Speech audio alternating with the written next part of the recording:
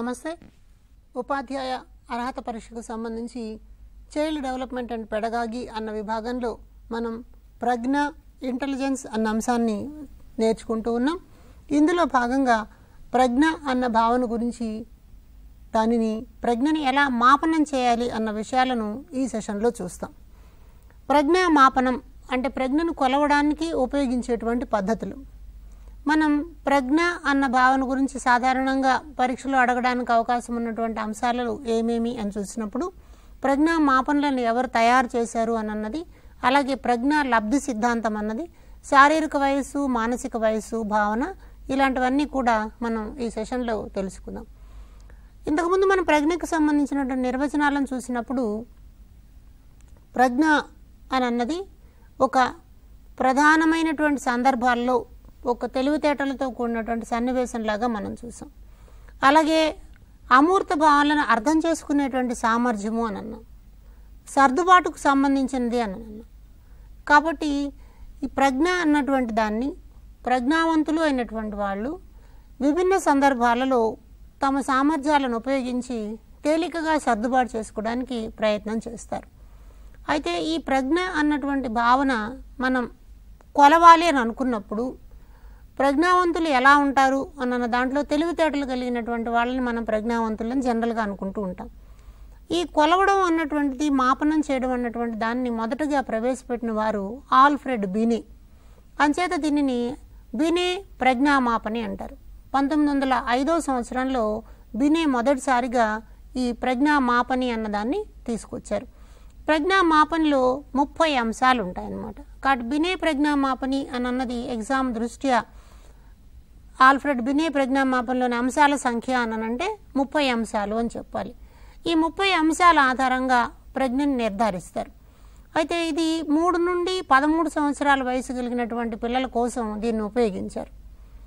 ఇక్కడ కూడా ప్రశ్న అడగడానికి అవకాశం ఏంటి అంటే, ఎందుకని ఆల్ఫ్రెడ్ బినే ప్రజ్ఞామాపని 3 నుండి 13 సంవత్సరాల వరకు మాత్రమే ఉంది అని అంటే, మనం ఒక్కసారి వెనక్కి వెళ్ళి ప్రజ్ఞ యొక్క లక్షణాలను చూడాలన్నమాట. ప్రజ్ఞ అన్నది కౌమార దశ దగ్గరకు వచ్చేటప్పటికి స్థిరంగా ఉండిపోతుంది, ఇంకంతకంటే తర్వాత పెరగదు అన్న నియమం ఏదైతే ఉందో, దానిని దృష్టిలో పెట్టుకుని ప్రజ్ఞావంతులు అన్నటువంటి వాళ్ళు ఇంకా ఆ తర్వాత మళ్ళీ మెజర్ చేయడానికి అవసరం ఉండదు. కాబట్టి 13 సంవత్సరాల వయసు ఉన్న పిల్లల వరకు అని ఆయన నిర్ధారించుకున్నారు. అందువల్ల దీనిని ఏమంటారంటే ఆల్ఫ్రెడ్ బినే, సైమన్ అని ఇద్దరూ తయారు చేశారు. కాబట్టి దీనిని సైమన్ బినే ప్రజ్ఞామాపని అని అంటారు. అయితే ఆ తర్వాత కాలంలో 2000 తర్వాత మన 1916లో లూయిస్ టెర్మన్ అనేటువంటి మనోవైజ్ఞానికుడు దీనిని ఇంకొంచెం విస్తృతపరిచాడు. ఈయన స్టాన్ఫోర్డ్ యూనివర్సిటీలో ఉండేవాడు. అంచేత దీనిని స్టాన్ఫోర్డ్ బినే ప్రజ్ఞామాపని అని చెప్పి పిలవడం మొదలైంది. ఇందులో 90 అంశాలు ఉన్నాయి. ఇక్కడ కొంచెం క్లారిటీ చూడండి. సైమన్ బినే ప్రజ్ఞామాపనలోనేమో 30 అంశాలు ఉంటాయి. స్టాన్ఫోర్డ్ బినే ప్రజ్ఞామాపనలో 90 అంశాలు ఉంటాయి. సైమన్ బినే ప్రజ్ఞామాపని మనకి ఆల్ఫ్రెడ్ బినే ప్రతిపాదించినటువంటి ప్రజ్ఞామాపని 3 నుండి 13 సంవత్సరాల వయసు వరకు ఉంటే, ఇది 3 నుండి 14 సంవత్సరాల వయసు కలిగిన పిల్లలకు నిర్దేశించి ఉంటుందన్నమాట. కాబట్టి ఇలాంటి ప్రజ్ఞామాపని ద్వారా మనం ఏం చేస్తాము అంటే ప్రజ్ఞా లబ్ధి అని అన్నదాన్ని లెక్క పెడతామన్నమాట.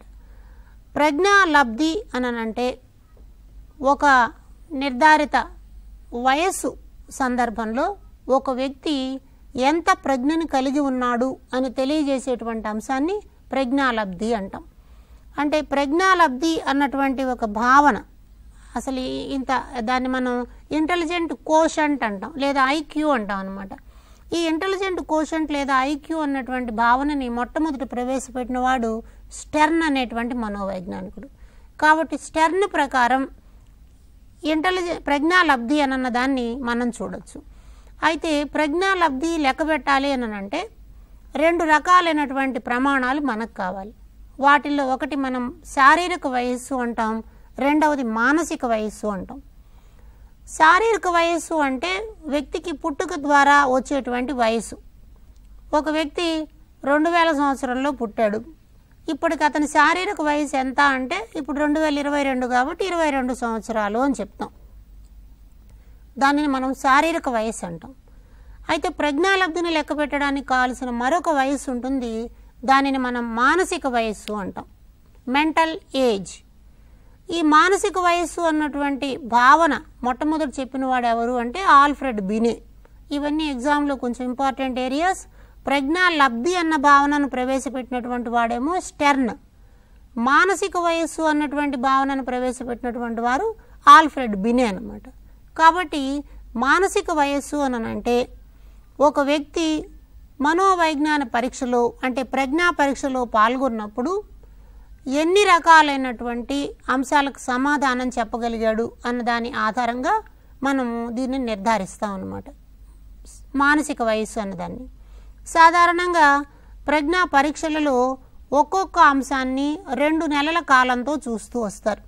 2 నెలల కాలంతో లెక్క పెడతారు. కాబట్టి 1 సంవత్సరానికి సంబంధించి ఆయన ఇచ్చినటువంటి పనులలో 3 పనులు చేసినట్లయితే 6 నెలల మానసిక వయస్సు కలిగిన వాడు అంటాం. అంటే ఉదాహరణకు ఒక 7 సంవత్సరాల పిల్లవాడికి ప్రజ్ఞా పరీక్ష పెట్టినప్పుడు అతను 7 సంవత్సరాల వయసులో ఉన్న అన్ని అంశాలను చేసి 8వ సంవత్సరంలో ఉన్నటువంటి అంశాలు ఒక 2 చేశాడు అనుకుందాం. అప్పుడు ఆయన మానసిక వయసు 7 సంవత్సరాల 4 నెలలు అవుతుందన్నమాట. అలా కాకుండా ఒక 7 సంవత్సరాల పిల్లవాడికి ప్రజ్ఞా పరీక్ష పెడితే 7 సంవత్సరాలకి చేయలేక 6వ సంవత్సరంలో మాత్రమే ఒక 5 అంశాలు చేశాడు అనుకుందాం. కాబట్టి అతని ప్రజ్ఞాలబ్ధి ఏమవుతుంది, 5 చేశాడు కాబట్టి 5 రెళ్ళు 10, 5 సంవత్సరాల 10 నెలలు అవుతుందన్నమాట. అంచేత మానసిక వయస్సు అన్నటువంటి భావనని, మానసిక వయస్సును లెక్క పెట్టడాన్ని మనం పరీక్ష దృష్ట్యా గమనించాలి. ఒక అంశానికి 2 నెలల ప్రమాణాల కింద దాన్ని లెక్క పెడతారనమాట. కాబట్టి మానసిక వయస్సు అని వచ్చిన తర్వాత దీనిని ప్రజ్ఞాలబ్ధి లెక్క పెట్టాలి అని అంటే దాన్ని మనం ఏం చేస్తాం, మానసిక వయస్సు బై శారీరక వయస్సు ఇంటూ 100. ఇది ప్రతి టెట్ పరీక్షలోనూ ప్రతి టీచర్ రిక్రూట్మెంట్ పరీక్షలోనూ అడుగుతున్న ప్రశ్న. మానసిక వయస్సు బై శారీరక వయస్సు బై 100 అన్నది. అంటే ఒక వ్యక్తి యొక్క మానసిక వయస్సు 6 సంవత్సరాలు ఉందనుకోండి, శారీరక వయస్సు 6 సంవత్సరాలే ఉంటుంది. అలా ఉన్నప్పుడు ప్రజ్ఞ స్థిరంగా ఉంది అని చెప్పి చెప్తాం. మానసిక వయస్సు శారీరక వయస్సు 2 సమానంగా ఉంటే అలాంటి వ్యక్తుల యొక్క ప్రజ్ఞ స్థిరంగా ఉంది అంటాం. ఒకవేళ శారీరక వయసు కన్నా మానసిక వయసు ఎక్కువగా ఉంటే అతడు ప్రతిభావంతుడుగా కనిపిస్తూ ఉంటాడు. ఒకవేళ మానసిక వయస్సు శారీరక వయసు కన్నా తక్కువగా ఉంటే అల్పబుద్ధుల వైపుకు కనిపిస్తూ ఉంటాడు, అంటే తక్కువ ప్రజ్ఞావంతుడు అని అంటాం. కాబట్టి మనం ప్రజ్ఞ అన్నటువంటి అంశాన్ని పరిశీలించడానికి మానసిక వయసు శారీరక వయసుల్ని రెండింటినీ తీసుకుని లెక్క పెడతాం. ఇలా లెక్క పెట్టడానికి మన వాళ్ళు ఏం చేశారంటే ఒక స్టాటిస్టికల్ మోడల్ని అడాప్ట్ చేశారు. ఈ స్టాటిస్టికల్ మోడల్ ఏం చెప్తుంది అని అంటే శారీరక వయస్సుకి మానసిక వయసు ఎప్పుడూ అనులోమానుపాతంలో ఉంటుంది అంటుంది. అంటే అనులోమ సంబంధం ఉండడము అని అంటే శారీరక వయస్సు పెరుగుతూ ఉంటే మానసిక వయస్సు కూడా పెరుగుతూ ఉంటుంది, శారీరక వయస్సు తగ్గుతూ ఉంటే మానసిక వయస్సు తగ్గుతూ ఉంటుంది. అయితే ఈ పెరుగుదల తగ్గుదల అన్నది కౌమార దశ వరకు మాత్రమే ఉంటుంది. ఒకవేళ ఒక వ్యక్తి యొక్క శారీరక వయసు 32 సంవత్సరాలు అయితే మానసిక వయసు కూడా 32 సంవత్సరాలను దాటి వెళ్ళిపోవాల్సినటువంటి అవసరం ఉండదు. ఇలా ఉండదాన్ని మనం ప్రజ్ఞాలబ్ధి స్థిరత్వము అంటాం. అంటే 35 సంవత్సరాల వాడు 16 సంవత్సరాలప్పుడు ఎంత ప్రజ్ఞాలబ్ధి కలిగి ఉన్నాడో, 6 సంవత్సరాలప్పుడు ఎంత ప్రజ్ఞాలబ్ధి కలిగి ఉన్నాడో, 1 సంవత్సరం అప్పుడు ఎంత ప్రజ్ఞాలబ్ధి కలిగి ఉన్నాడో అదే కలిగి ఉంటాడనమాట. కాబట్టి ఒకవేళ శారీరక వయస్సు 16 సంవత్సరాలను దాటి వెళ్ళిపోయిన తర్వాత కూడా పెరుగుదల అన్నది ఉండదు. దానిని మనం ప్రజ్ఞాలబ్ధి స్థిరత్వము అంటాం అనమాట. కాబట్టి ఈ పాయింట్స్ మీద ఎగ్జామ్లో ప్రశ్నలు అడగడానికి అవకాశాలు ఉన్నాయి. ఈ క్రింది వానిలో ప్రజ్ఞాలబ్ధి దృష్ట్యా సరైన వాక్యం ఏది అంటారు. కాబట్టి ఆ వాక్యాల యొక్క అర్థాన్ని చూడాలి. ప్రజ్ఞాలబ్ధి ఎప్పుడు స్థిరంగానే ఉంటుంది, ఇది వయసుతో పాటు పెరిగేటువంటిది కాదు, లేకపోతే ప్రజ్ఞాలబ్ధి శారీరక వయసుకి మానసిక వయసుకి అనులోమ సంబంధంలో ఉండదు. ఇట్లాంటి నిర్వచనాలను మీరు చూసి వాటి ఆధారంగా సరైన సమాధానాన్ని ఎంపిక చేయాల్సిన అవసరం ఉందన్నమాట. అయితే ఇక్కడ ప్రజ్ఞాలబ్ధి అన్నటువంటి దాన్ని సాంకేతిక పరంగా మనం గణిత పరంగా పరిశీలించి చూడాల్సినప్పుడు టెర్మన్ మెరిల్ అనేటువంటి మనోవైజ్ఞానికులు ఏం చేశారంటే ఒక సామాన్య సంభావ్యత వక్రాన్ని తయారు చేశారు. దాన్ని మనం నార్మల్ ప్రాబబిలిటీ కర్వ్ అంటాం. According to Terman and Merrill, ఈ సామాన్య సంభావ్యత వక్రంలో ఎక్కువ మంది సమాజంలో ఉండేటువంటి మనుషుల్లో అధిక సంఖ్యాకులు ఆ సంభావిత వక్రం యొక్క మధ్య భాగంలో కనిపిస్తారు.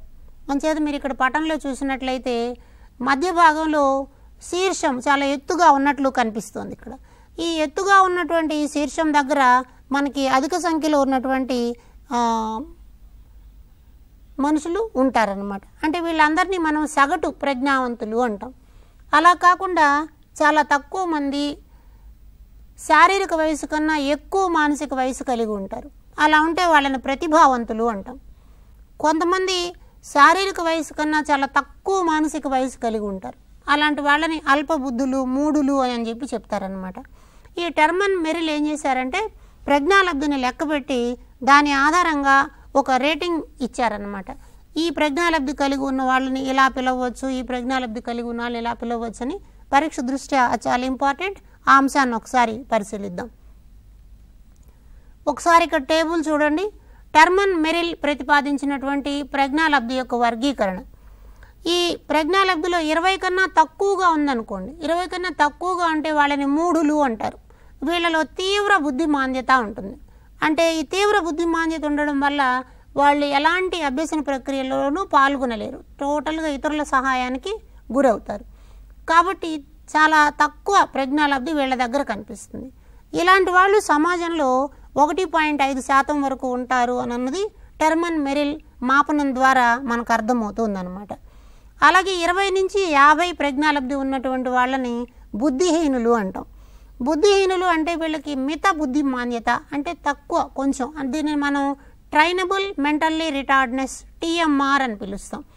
ట్రైనబుల్ మెంటల్లీ రిటార్డ్నెస్ అంటే వాళ్ళకు కొంత శిక్షణ ఇవ్వడం ద్వారా వాళ్ళ పనులు వాళ్ళు చేసుకోగలుగుతారు. మనకి ఇంతకుముందు కాలంలో సమ్మిళిత విద్య CWSN అన్నటువంటి దానిలో బుద్ధిమాన్యము కలిగినటువంటి పిల్లలకు హోమ్ బేస్డ్ టీచింగ్ అని, తర్వాత భవిత అన్నటువంటి సహాయ కేంద్రాల ద్వారా వాళ్ళకి శిక్షణ ఇవ్వడం అన్నది జరుగుతుందన్నమాట. ఇలాంటి వాళ్ళని మనం బుద్ధిహీనులు అని అనడం.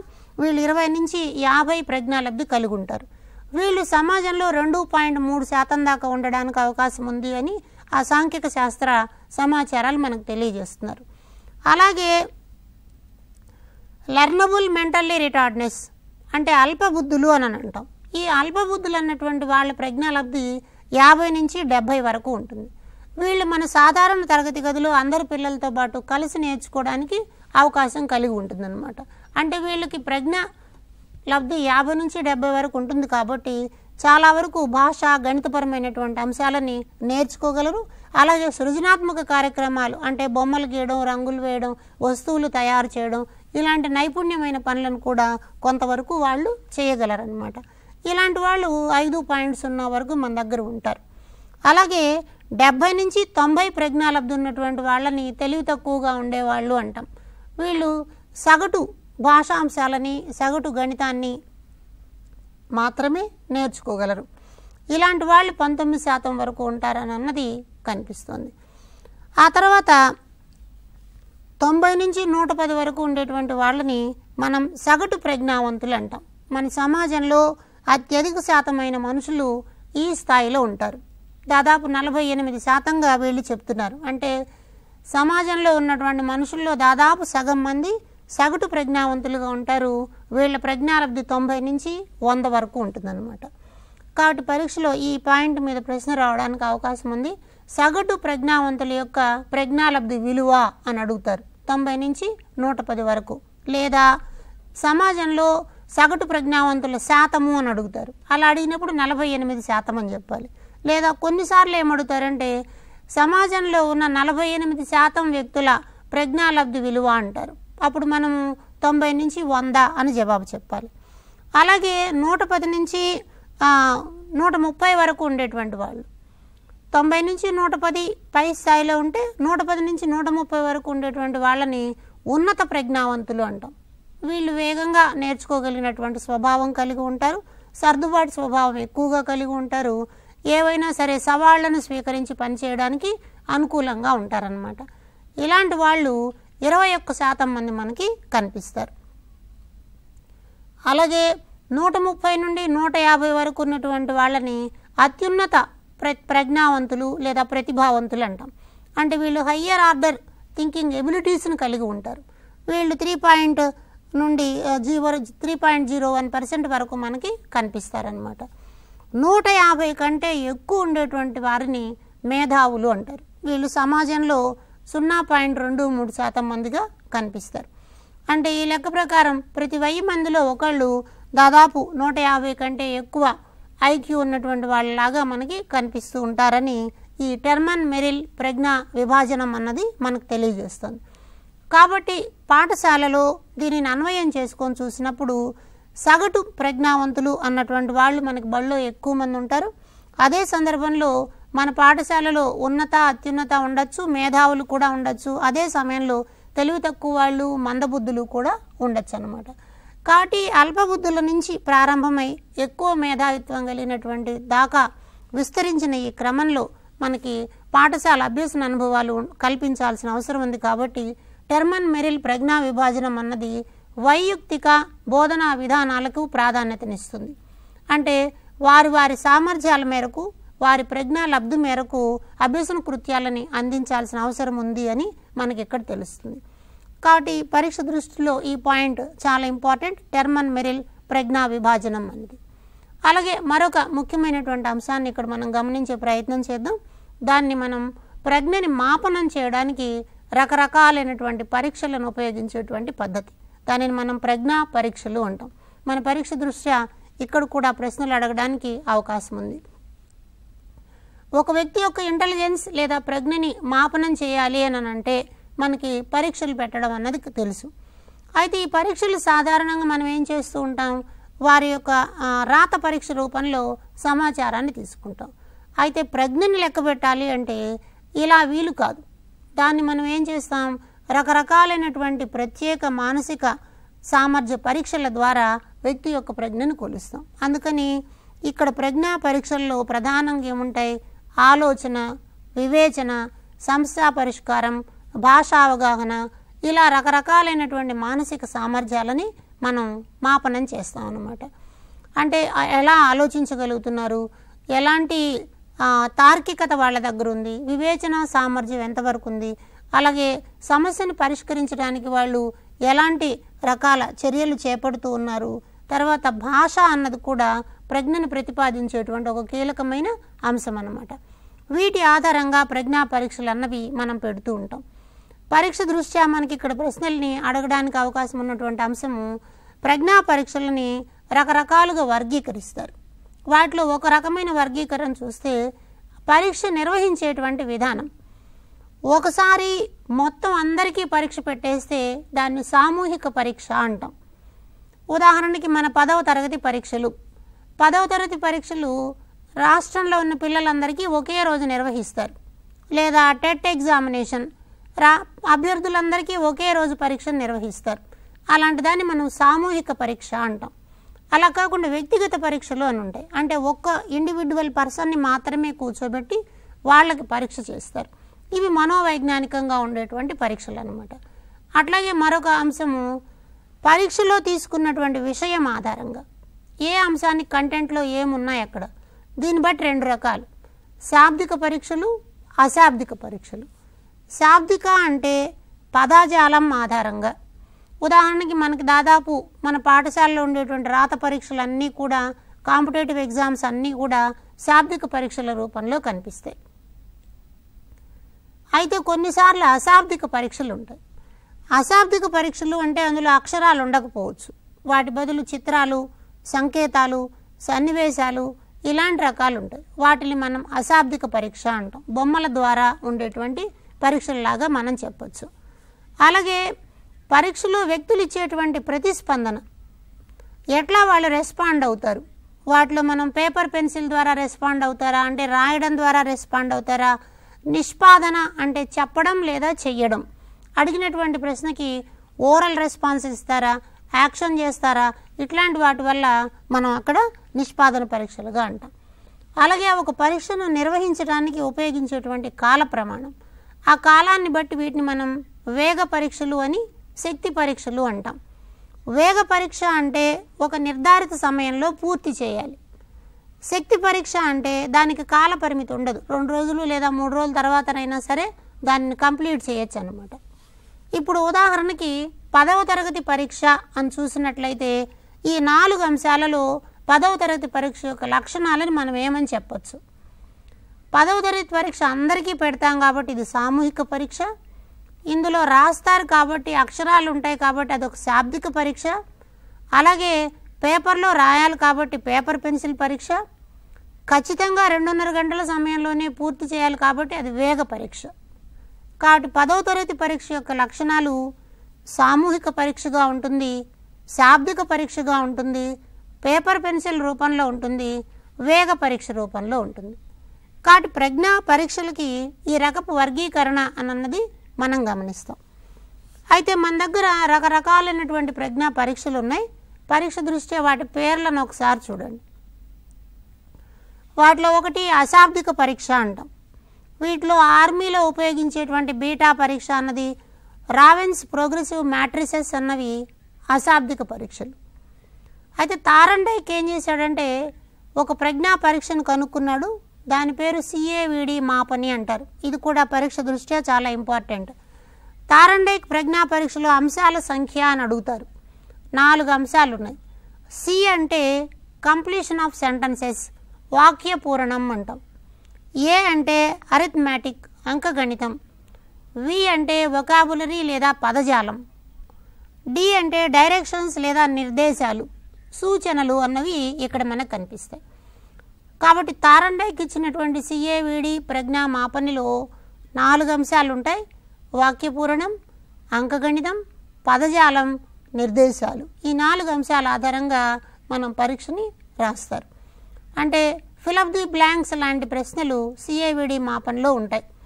అలాగే చిన్న చిన్న లెక్కలు ఉంటాయి. ఇప్పుడు మీరు ట్రైన్ రిజర్వేషన్ ఇలాంటి వాటిని చూసారనుకోండి, IRCTCలో ఎంటర్ కావాలి అంటే 23 - 4 ఎంత అవుతుందో చెప్పండి అంటారు. ఇది కనీస ప్రజ్ఞా పరీక్షలో ఒక అంశం అన్నమాట. అలాగే ఆ సందర్భానికి తగినటువంటి పదజాలాన్ని ఉపయోగించటం. ఆ దృశ్యాన్ని చూచిన తర్వాత నేను రోమాంచితమయ్యాను అని చెప్పి ఒక వ్యక్తి అన్నాడు అనుకోండి. ఆ దృశ్యాన్ని చూసిన తర్వాత నేను రోమాంచితమయ్యాను అంటే ఆ భావాన్ని అర్థం చేసుకోవడానికి, ఆ భావాన్ని వ్యక్తీకరించడానికి అతను ఎలాంటి పదజాలాన్ని ఉపయోగిస్తున్నాడు, అర్థం చేసుకోవడానికి ఇతరులు ఎలాంటి భాషను వాడుతున్నారు అన్నది ఇక్కడ మనం పరిశీలిస్తాం. అలాగే భాటియా ప్రజ్ఞామాపన. భాటియా ప్రజ్ఞామాపనలో 5 రకాల ఉప పరీక్షలు ఉంటాయి. ఇది కూడా మనకి ఎగ్జామ్లో ఇంపార్టెంట్. పర్టికులర్గా పేపర్ 2 వాళ్ళకి ఈ ప్రజ్ఞా పరీక్షల మీద ప్రశ్నలు ఎక్కువ రావడానికి అవకాశం ఉంది. వాటిలో ఒకటి కోహా బ్లాక్ డిజైన్ అంటాం, అలెగ్జాండర్ పాస్లాగ్, పింటన్ డ్రాయింగ్ పరీక్ష, తక్షణ స్మృతి పరీక్ష, చిత్ర నిర్మాణం, బొమ్మని అసెంబుల్ చేయడం. ఇవన్నీ కూడా అశాబ్దిక పరీక్షలు, అంటే రాసేవేమి ఉండదు అన్నమాట. ఇక్కడ దీంట్లో ఉన్నటువంటివి కోహా బ్లాక్ డిజైన్ అంటాం. ఒక అంశాన్ని ఇచ్చి ఆ అంశం ఆధారంగా ఆ డిజైన్ని తయారు చేయడం కోసం అట్లాంటి వాటి ఉంటాయి. అలాగే చిత్రాన్ని నిర్మాణం చేయడం, టాన్గ్రామ్ లాంటి ముక్కలు ముక్కలుగా అంటే వాటన్నిటిని అసెంబుల్ చేసి ఒక బొమ్మని తయారు చేయడం. ఇట్లాంటి రకాల పరీక్షలు మనకి భాటియా ప్రజ్ఞామాపనలో కనిపిస్తాయి. అలాగే మరొక రకమైనటువంటి అంశాల్లో వ్యక్తిగత పరీక్షల్ని మనం చూసినట్లయితే వీటిలో శాబ్దిక పరీక్షలు, అలాగే బీనే సైమన్ పరీక్ష, వెష్లర్ పరీక్ష అన్నవి కనిపిస్తాయి. అశాబ్దిక పరీక్షలు అనేటువంటి వాటన్నిటిని మనం నిష్పాదన పరీక్షలు అంటాం. వీటిలో భాటియా ప్రజ్ఞామాపని, వెష్లర్ అశాబ్దిక పరీక్ష అన్న ఉన్నాయి. అలాగే సామూహిక పరీక్షలను చూసినట్లయితే ఆర్మీ ఆల్ఫా పరీక్ష, ఆర్మీ జనరల్ క్లాసిఫికేషన్, ఓటీస్ మానసిక సామర్థ్యాల పరీక్ష అన్నవి సామూహిక పరీక్షల్లాగా కనిపిస్తాయి.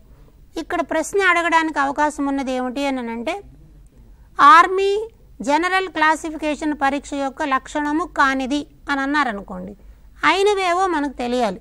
ఆర్మీ జనరల్ క్లాసిఫికేషన్ పరీక్ష యొక్క లక్షణం ఏంటి? ఇది ఒక పేపర్ పెన్సిల్ పరీక్ష, సామూహిక పరీక్ష. కాబట్టి 2 రకాల లక్షణాలు కాకుండా ఇంకేదన్నా ఉంటే మనం అక్కడ సమాధానాన్ని రాయాలి. కాబట్టి వ్యక్తిగత సామూహిక పరీక్షలు మనకి ఇలా కనిపిస్తాయి. అలాగే వెష్లర్ అన్నటువంటి మనోవైజ్ఞానికుడు ఒక పరీక్షను తయారు చేశాడు. ఆ తయారు చేసినటువంటి పరీక్షని వెష్లర్ ఇంటెలిజెన్స్ టెస్ట్ అంటాం, ఫర్ చిల్డ్రన్ అంటాం.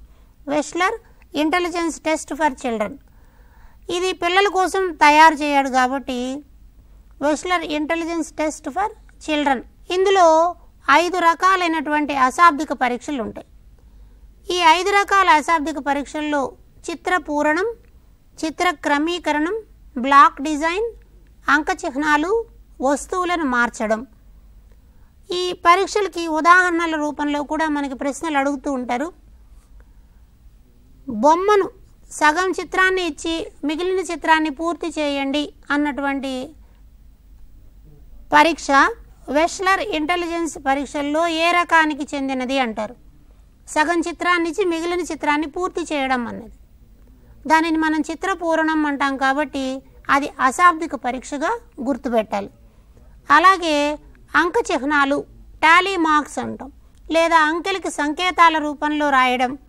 అంటే 1 అన్నాం అనుకోండి, 1 0, 2 అంటే అడ్డగీత అని ఉన్నప్పుడు 3 అంటే నిలువు గీత ఇలా ఉన్నాయనుకోండి. అలాంటప్పుడు 13 అన్నటువంటి దాన్ని ఎలా రాయాలి? 0 ఒక నిలువు గీతగా రాయాలి. 31 అంటే ఎలా రాయాలి? నిలువు గీత 0 అని రాయగలగాలి. కాబట్టి ఇట్లా సంకేతాల రూపంలోకి దాన్ని మారిస్తే దాన్ని వెస్లర్ ప్రజ్ఞామాపనలో పిల్లల కోసం తయారు చేసిన పరీక్ష అంటారనమాట. అలాగే శాబ్దిక పరీక్షలు కూడా ఉన్నాయి. వీటిల్లో పదజాలం, సమాచారము, తర్వాత సాదృశ్యాలు అంటారు, అంటే పోలిక కలిగినటువంటి అంశాలు, అవబోధం, కాంప్రహెన్షన్, ఎంత కాంప్రహెన్షన్ చేసుకున్నాడు, అర్థం చేసుకున్నాడు అన్న దాన్ని చూస్తారు. అట్లాగే అంకగణితానికి సంబంధించింది, మ్యాథమెటిక్స్కి సంబంధించి కూడా అశాబ్దిక పరీక్ష అన్నది వస్తుందన్నమాట. అంచేత శాబ్దిక అశాబ్దిక పరీక్షల ద్వారా వెస్లర్ తయారు చేసినటువంటి పిల్లల ప్రజ్ఞా పాఠవాలని దీని ద్వారా లెక్క పెట్టడం అన్నది మనకి కనిపిస్తుంది. అంచేత ఈ సెషన్లో మనం రకరకాల ప్రజ్ఞా పరీక్షలు, ఆ ప్రజ్ఞా పరీక్షల ద్వారా ఎలా ప్రజ్ఞను నిర్ధారిస్తారన్నది చూసాం. మన ఎగ్జామ్ దృష్ట్యా కూడా ఇక్కడ ప్రశ్నలు రావడానికి అవకాశం ఉంది. అంచేత మొత్తంగా మనం ప్రజ్ఞ యొక్క పరీక్ష యొక్క తత్వాన్ని బట్టి అది శాబ్దికమా అశాబ్దికమా, సామూహికమా వ్యక్తిగతమా, కాల పరీక్షలాగా ఉంటుందా వేగ పరీక్షలాగా ఉంటుందా అన్నదాన్ని నిర్ధారించుకోవాలి. కాబట్టి ఇక్కడ అప్లికేషన్ తరహా ప్రశ్నలు రావడానికి అవకాశం ఉంది. కాబట్టి ఆ పరీక్ష యొక్క స్వభావాన్ని దృష్టిలో పెట్టుకుని మనం సమాధానం రాయాలి. ఉదాహరణకు ఇందాక మనం అనుకున్నట్టు మన 10వ తరగతి పరీక్ష అనగానే దాన్ని ఏం చెప్పాలి? ఇది ఒక సామూహిక పరీక్ష, ఇది ఒక శాబ్దిక పరీక్ష, ఇది ఒక పేపర్ పెన్సిల్ పరీక్ష, ఇది ఒక వేగ పరీక్ష. నిర్ధారిత వేగంతో దానిని మనం పూర్తి చేయాల్సినటువంటి అవసరం ఉందన్నమాట. ఇలా మనకి ప్రజ్ఞా పరీక్షల మీద ప్రశ్నలు రావడానికి అవకాశం ఉంది. ధన్యవాదాలు.